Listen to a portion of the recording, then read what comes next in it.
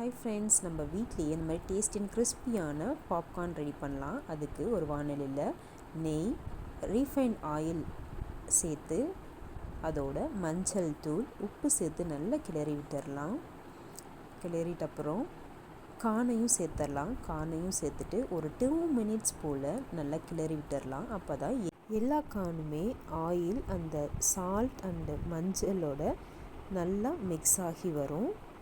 நல்லா கிளறி விட்டுட்டு நம்ம ஒரு பிளேட் போட்டு மூடி வச்சிட்டோம்னா நல்லா பாப்பிங் சவுண்ட் வரும். பாப்பிங் சவுண்ட் அடங்கினதுமே நம்ம கேஸை ஆஃப் பண்ணிடலாம்.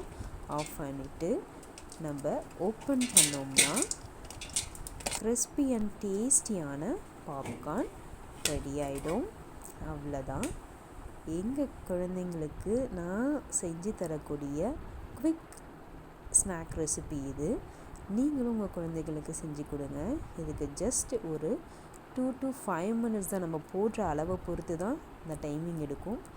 ரொம்ப ஈஸியாக முடிஞ்சிடும் இந்த ஒர்க்கு. குழந்தைங்களும் ரொம்ப விரும்பி சாப்பிடுவாங்க. எங்கள் குழந்தைங்களாம் படம் பார்க்கணுன்னா ஃபஸ்ட்டு கேட்குறது பாப்கார்ன் தான். எங்கள் பாப்பா கிட்டே கொடுத்து எப்படா இருக்குதுன்னு கேட்டால் அவங்க வாயத்தை வந்து எதுவும் சொல்லவே மாட்டேங்கிறாங்க. எடுத்துகிட்டு சாப்பிட்டுட்டே இருக்காங்க.